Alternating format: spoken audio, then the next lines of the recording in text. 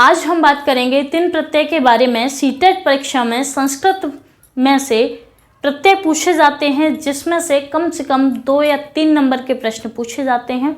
तो आज हम इन्हें शॉर्ट ट्रिक के माध्यम से कैसे समझा जाए उस बारे में आज हम बात करेंगे। तो बने रहिए हमारे साथ वीडियो के अंत तक। तो चलिए शुरू करते हैं।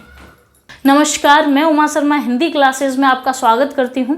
आज हम बात करेंगे 3 प्रत्यय के बारे में जो कि बहुत ही आसान प्रत्यय है। तो यहाँ सबसे पहले हम जानेंगे कि 3 प्रत्यय में ति शेष बचता है। यहाँ याद रखने वाली बात यह है, ये जो 3 प्रत्यय है इसमें क्या शेष बचता है? ति शेष बचता है।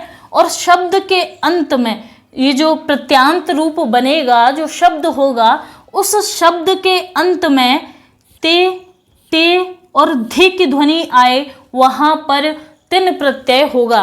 तो याद क्या रखना है कि जिस शब्द के अंत में कौन सी ध्वनि आए? ते और धी की ध्वनि आए, वहाँ पर 3 प्रत्यय होगा।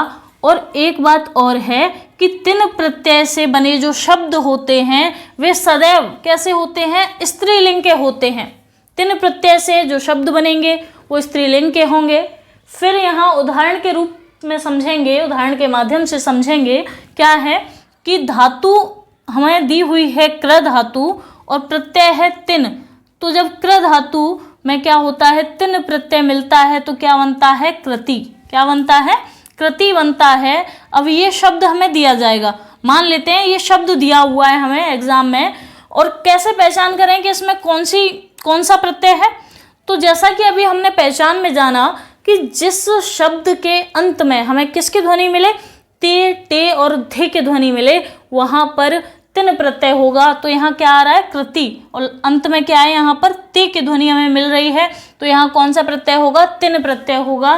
फिर अगला है नी प्रत्यय, नी धातु है और 3 प्रत्यय है, तो इससे क्या बनता है? नीति। क्या बनता है? नीति।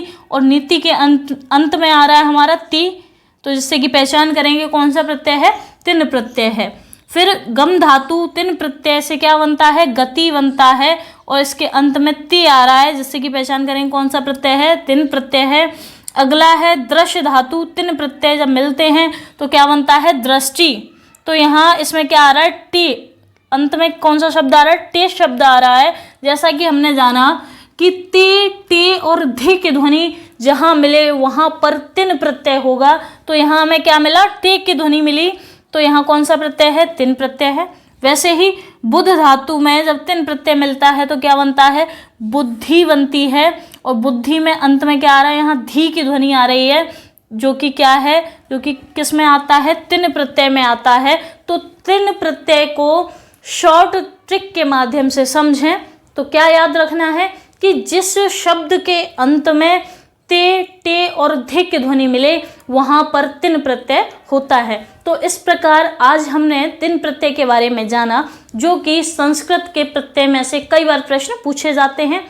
तो बने रहिए हमारे साथ हमारे YouTube चैनल पर। और अगर आपको हमारी वीडियो पसंद आई हो तो लाइक, शेयर, कमेंट और सब्सक्राइब जरूर करें। सब्सक्राइब करने के साथ बेल आइकन पर भी क्लिक करें। मिलते हैं अगले वीडियो में। जय हिंद, जय भारत।